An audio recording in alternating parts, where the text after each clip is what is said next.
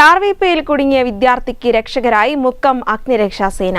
ഓമശ്ശേരി പഞ്ചായത്തിലെ നങ്ങാച്ചിക്കുന്നുമ്മൽ ഫസലുദ്ദീന്റെ മകൻ സാഹിലാണ് ടാർവീപ്പയിൽ വീണത്. ഇരുകാലുകളും മുട്ടിനു മുകൾ വരെ ടാറിൽ പുതഞ്ഞുപോയ സാഹിലിനെ അഗ്നിശമന സേനയെത്തി അതിവിദഗ്ധമായി കാലുകൾ ടാറിൽ നിന്നും പുറത്തെടുക്കുകയായിരുന്നു.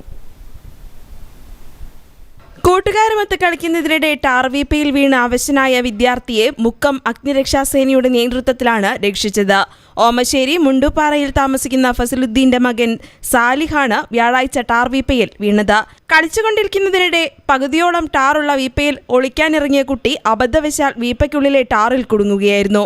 ഇരുകാലുകളും മുട്ടിനു മുകൾ വരെ ടാറിൽ പൊതിഞ്ഞുപോയ നിലയിലായിരുന്നു. തുടർന്ന് മുക്കത്തുനിന്നും അഗ്നിശമന സേനയെത്തി അതിവിദഗ്ധമായി കാലുകൾ ടാറിൽ നിന്നും പുറത്തെടുത്തു. കുട്ടിക്ക് യാതൊരുവിധ പരിക്കുകളും ഇല്ലാത്തതിനാൽ രക്ഷിതാക്കൾക്ക് കൈമാറി.